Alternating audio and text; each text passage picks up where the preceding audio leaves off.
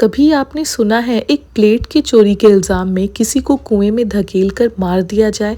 ऐसा ही कुछ हुआ था ओकीकू के साथ। तो 17वीं सदी के आसपास जापान के एक शहर जिसका नाम था हिमेजी, वहाँ एक बहुत खूबसूरत महल था जिसका नाम था हिमेजी कैसल, जिसका राजा था आओयामा तेसान। ओकीकू उसी महल में नौकरानी का काम करती थी। ओकीकू बहुत ही ईमानदार लड़की थी। वो चुपचाप नज़र नीचे करके अपना काम करती थी, किसी से कोई बहस नहीं, कभी झगड़ा नहीं। महल के राजा के पास 10 बहुत ही कीमती प्लेट्स यानी थालियां थी। हर एक थाली सोने और कीमती पत्थर से बनी हुई थी और हर थाली उसके परिवार के शान का प्रतीक था। राजा की नज़र बहुत दिनों से ओकीकू पर थी और एक दिन उसने ओकीकू को अकेले देखा और उसे प्रपोज कर दिया। लेकिन ओकीकू समझ गई थी कि राजा का नज़र प्यार कम और हवस ज़्यादा थी, इसलिए ओकीकू ने तुरंत मना कर दिया और ये रिजेक्शन राजा से बर्दाश्त नहीं हुआ कि कोई नौकरानी उसे इनकार कर सकती है। उसने तुरंत ओकीकू से बदला लेने का फैसला किया। कुछ दिनों के बाद राजा ने ओकीकू को बुलाया और उससे वो 10 कीमती थालियों को गिनने को कहा। ओकीकू हमेशा की तरह उन प्लेट्स को साफ करके गिनने लगी। 1 2 3 4 5 6 7 8 9 और 10वीं प्लेट वहाँ थी ही नहीं।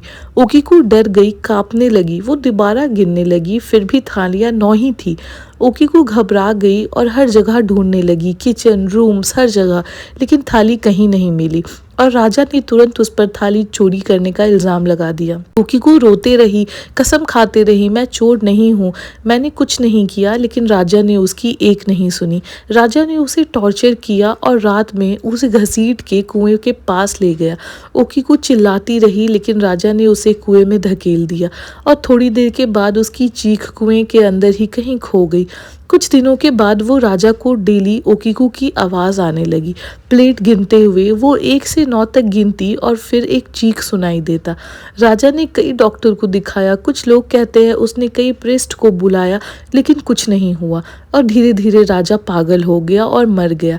कहा जाता है आज भी हिमेजी कैसल के अंदर वो कुआं है जिसे ओकीकूज वेल कहते हैं और ये जगह अब टूरिस्ट प्लेस बन चुका है। लेकिन आज भी टूरिस्ट को यहाँ रात में जाना बिल्कुल मना है, क्योंकि लोगों का मानना है कि सन्नाटे में आज भी ओकीकू की आवाज़ सुनाई देती है, वही 1 से 9 तक काउंट करते हुए, और फिर एक लंबी सी चीख के साथ ओकीकू की गूंज शांत हो जाती है। जब पावर, ईगो और हवस इंसाफ से बड़ा हो जाता है तो बेगुनाह की चीख सदियों तक गूंजती रह जाती है और यही हुआ ओकीकू के साथ भी। ओकीकू एक बहुत सीधी लड़की थी, लेकिन सिर्फ एक राजा के ईगो की चलती उसकी अच्छाई हार गई।